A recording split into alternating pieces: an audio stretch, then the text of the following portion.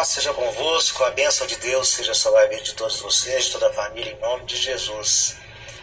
No capítulo 10 do Evangelho de Marcos, do verso 32 até o verso 34, a Bíblia relata que Jesus ele está indo em direção a Jerusalém. Ele vai adiante dos seus discípulos e os seus discípulos estão cheios de temor, estão apreensivos, estão com muito medo. E Jesus ele passa o relatório daquela viagem, dizendo: olha, nós subimos a Jerusalém e eu vou ser entregue, eu vou ser preso pelos principais sacerdotes, pelos escribas, eu vou ser condenado à morte, eu vou ser entregue aos gentios, no caso os romanos, eu vou ser cuspido, escarnecido, açoitado e crucificado, entregue à morte, mas ao terceiro dia eu vou ressuscitar. É interessante que sempre que a gente viaja, no retorno nós temos o relatório da viagem, nós temos o que dizer, o que falar depois que retornamos. Mas no caso de Jesus, ele já tinha um relatório antes mesmo de ir. E o relatório não era nem um pouco animador na expectativa dos seus discípulos, porque ele já estava apreensivo. Jesus ele sofria ameaças de morte, principalmente em Jerusalém. A cidade era conhecida como a cidade que mata os profetas, a cidade que apedreja aqueles que Deus envia. Então é um lugar muito hostil, os inimigos mais poderosos de Jesus estavam lá, os principais sacerdotes, os escribas, lá estava também o governador Pilatos, que até então estava um tanto quanto indiferente, mas ele tinha autoridade terrena para crucificar Jesus e para entregá-lo à morte, condená-lo à morte. Então Jesus ele resolutamente ia adiante dos seus discípulos, decidido a ir a Jerusalém, porque ele já sabia desde o princípio que ele precisava se entregar à morte por todos nós. 3 lugares então vão ficar marcados naquela passagem de Jesus a Jerusalém. O ministério de Jesus ele foi desenvolvido quase que integralmente às margens do Mar da Galileia, nas cidades ali, nas adjacências, e esporadicamente ele ia algumas vezes a Jerusalém. Embora tenha nascido em Belém da Judéia, Nazaré da Galileia foi o seu domicílio, mas ele sempre ia a Jerusalém. E agora, mesmo que houvesse ali uma grande ameaça à sua própria vida, ele estava decidido a ir. Os 3 lugares marcantes seriam o Getsemane, o Gábata e o Gólgota. No Getsemane, Jesus ele orava em grande e intensa agonia e ele dizia aos discípulos: a minha alma está angustiada até a morte. E lá também no Getsemane ele suava e seu suor se tornou em grandes gotas de sangue que corriam até o chão. Quando a gente fala sobre Getsemane e reflete sobre a agonia de Jesus ali, a gente lembra da profecia do profeta Isaías: ele foi ferido pelas nossas transgressões, ele foi moído pelas nossas iniquidades, o castigo que nos traz a paz estava sobre ele, pelas suas pisaduras somos sarados no primeiro sentido aí, do pecado, no sentido espiritual, mas também fisicamente, claro, mas o primeiro sentido é sarados das nossas transgressões, iniquidades, da nossa inimizade com Deus. Então o Getsemane ali, o moinho de olivas, é onde Jesus estava sendo moído, angustiado, em grande agonia. Lá estava Jesus sofrendo e o seu suor se converteu em grandes gotas de sangue. E o Getsemane foi o lugar da prisão de Jesus, quando Judas conduziu ali alguns guardas do templo para prender Jesus. E naquele instante a senha dele foi um beijo traidor, porque eles procuravam ocasião para prender Jesus, mas não queriam prender no local que poderia causar tumulto. Então Judas sabia onde Jesus se retirava quando estava ali em Jerusalém. Judas conhecia aquele lugar, era um local muito apropriado na visão dele para que Jesus fosse preso sem causar muito tumulto. Então o Getsemane, naquela madrugada, lá chegou Judas, ou naquela noite, conduzindo ali os algozes de Jesus, e Jesus então foi preso. Getsemane, lugar de prisão, lugar onde Jesus foi manietado, levado primeiramente aos principais sacerdotes, ou à casa de Anás e Caifás, e depois entregue a Pilatos. Quando Pilatos ele interroga Jesus, Jesus guardava silêncio, e Pilatos dizia: você não me responde nada, não sabes que eu tenho autoridade para te prender, ou seja, para te soltar ou para te crucificar? E Jesus responde ao governador: nenhum poder teria sobre mim, se do céu não te fosse dado. Mas aquele que me entregou a ti, maior pecado tem. Pilatos procurava ocasião para soltar Jesus, porque sabia que Jesus é inocente, mas estava ali sendo entregue por inveja da elite religiosa de Israel. Mas eles pressionavam Pilatos e diziam: olha, se você soltar esse, você é inimigo de César, porque esse aí se diz rei. E eles então disseram a Pilatos, quando Pilatos disse: eis aí o vosso rei, disseram: não temos rei senão César. Então Pilatos se dirigiu ao Gábata, que é o pavimento, e ali ele proferiu a sentença de morte, a condenação de Jesus. Então Gábata é local de condenação. Se o Getsemane foi lugar da prisão, o Gábata foi lugar de condenação, mas ainda restava um local marcante ali em Jerusalém para Jesus se apresentar, um monte, também chamado Monte da Caveira, Monte Calvário ou Monte Gólgota. E ali não era mais lugar de prisão nem de condenação, mas era lugar de executar a condenação de Cristo, era lugar da sua execução. E ali Jesus ele foi pregado, fixado na cruz. Depois aquela cruz com Jesus fixado nela com uns grandes pregos se ergueu. E suspenso entre os céus e a terra, pregado naquela cruz, estava o Filho de Deus, inocente, mas foi preso, inocente, mas foi condenado, inocente, mas agora ele estava sendo morto pelos nossos pecados e transgressões. Esses 3 lugares marcantes na caminhada de Jesus em Jerusalém. Aplicando a nossa vida, Jesus fora preso, hoje somos livres, hoje fomos libertos da escravidão. Jesus foi condenado, mas para nós não há nenhuma condenação para aqueles que estão em Cristo Jesus, que não andam segundo a carne, mas segundo o Espírito, porque a lei do Espírito de vida em Cristo Jesus me livrou da lei do pecado e da morte. E Jesus foi executado, foi morto, e nos deu vida em abundância e nos deu vida eterna. Quando Jesus ele se apresentou, ou se deixou ser preso, ou se deixou ser condenado, ou se deixou ser pregado naquela cruz, ele estava se entregando em resgate por nossa vida. Ele estava sofrendo uma morte vicária e expiatória, estava nos substituindo na condenação e recebendo sobre ele, sobre o seu corpo no madeiro, a punição pelas nossas transgressões e pelos nossos pecados. Agora Jesus, depois de algumas horas naquela cruz, salvo engano 6 horas, ele diz: está consumado. Em tuas mãos entrego o meu espírito. Dizendo essas palavras, ele expirou, e o centurião ele exclamou: verdadeiramente esse homem era o Filho de Deus, porque houve trevas sobre a terra, houve terremoto, e o centurião também destacado para aquela missão disse: verdadeiramente esse homem era o Filho de Deus.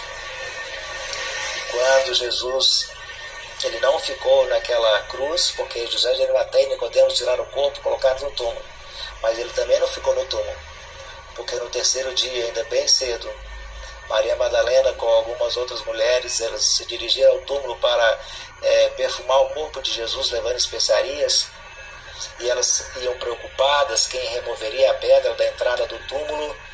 E quando lá chegaram, a pedra estava removida, e os anjos dizendo a elas: por que vocês estão buscando no meio dos mortos aquele que está vivo? Não está aqui, mas ele já ressuscitou.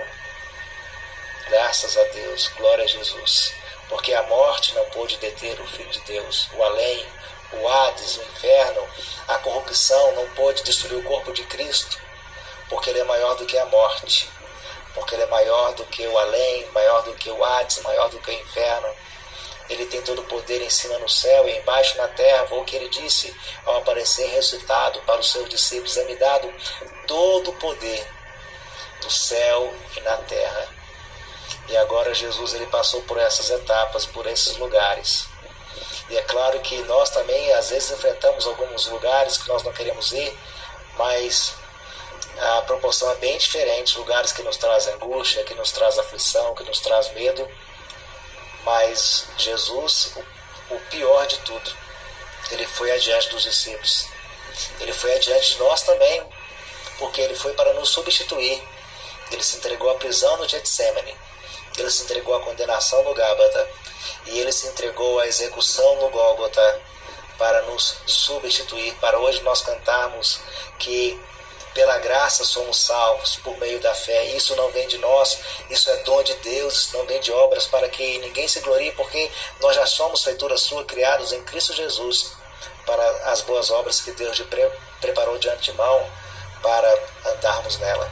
Mas naquele relatório que eu disse no começo, que Jesus apresentou da sua viagem, ele disse: eu vou ser entregue aos principais sacerdotes, eu vou ser preso pelos escribas, eu vou ser entregue aos gentios, eu vou ser escarnecido, eu vou ser zombado, eu vou ser cuspido, eu vou ser açoitado, eu vou ser crucificado e morto. Mas o final do relatório mas ao terceiro dia o Filho do Homem ressuscitará. Então se cumpriu o projeto, o plano de Deus para a nossa salvação, que é todas as nossas transgressões, pecados, todos os nossos erros, defeitos, iniquidades, todos foram sobre Jesus. Ele tomou sobre si tudo isso, toda a nossa miséria estava sobre ele.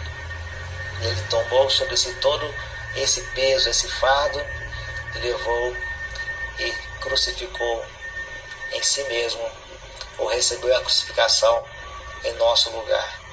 Então que a bênção de Deus seja sobre a sua vida, sobre a sua casa, sobre a sua família.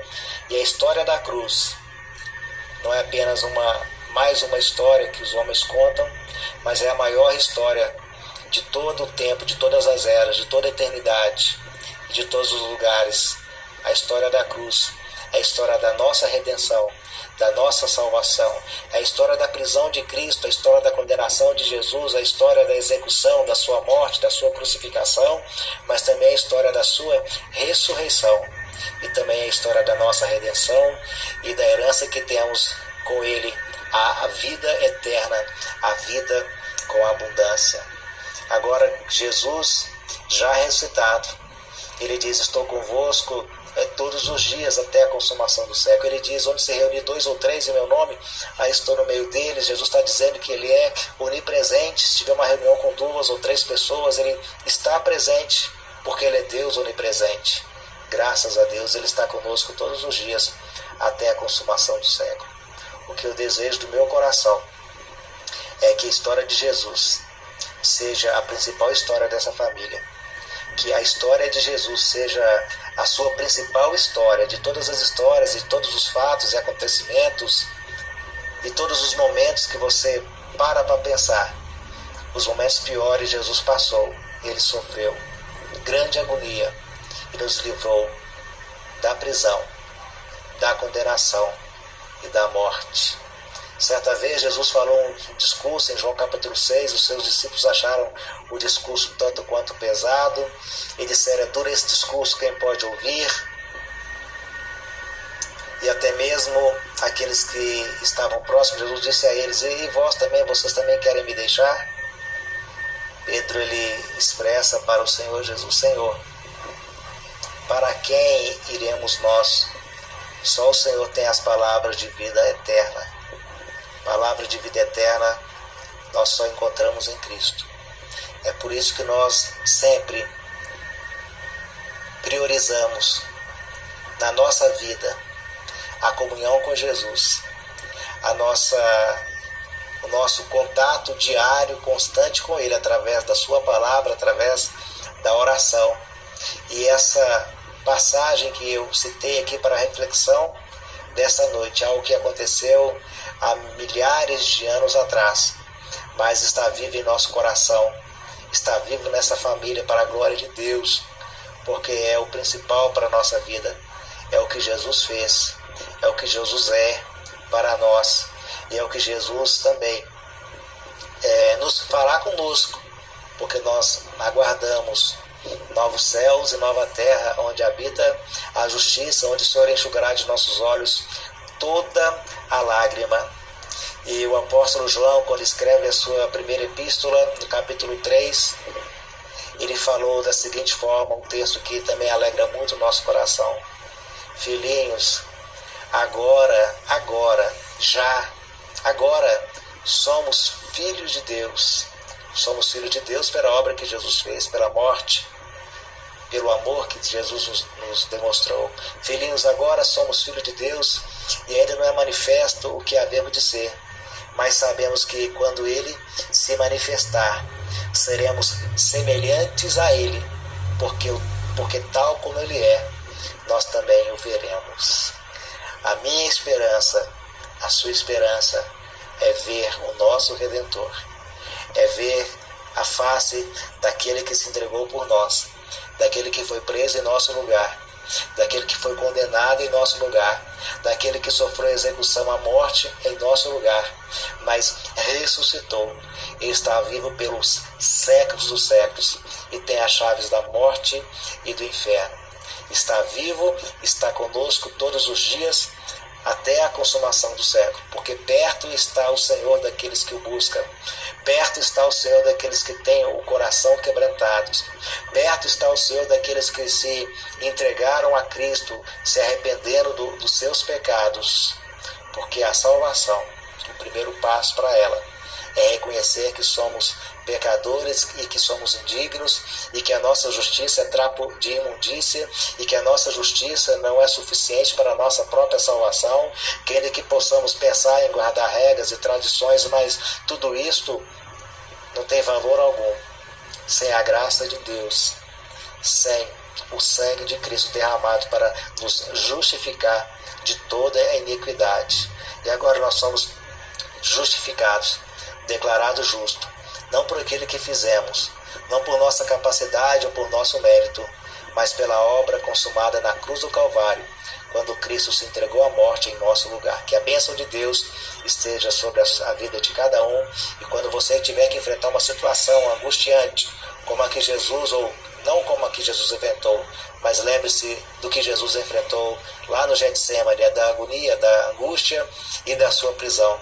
Quando você enfrentar uma situação difícil, angustiante, você vai lembrar que Jesus enfrentou Pilatos, o governador, e ali no Gábata ele sofreu a condenação. E quando você enfrentar, até mesmo quando chegar o nosso momento, você vai lembrar também que Jesus foi adiante, Ele foi à nossa frente. Ele já venceu a morte. Onde está a morte, a tua vitória? Onde está, ó inferno, o teu aguilhão? Graças a Deus que nos dá a vitória por Cristo Jesus, nosso Senhor. Amém.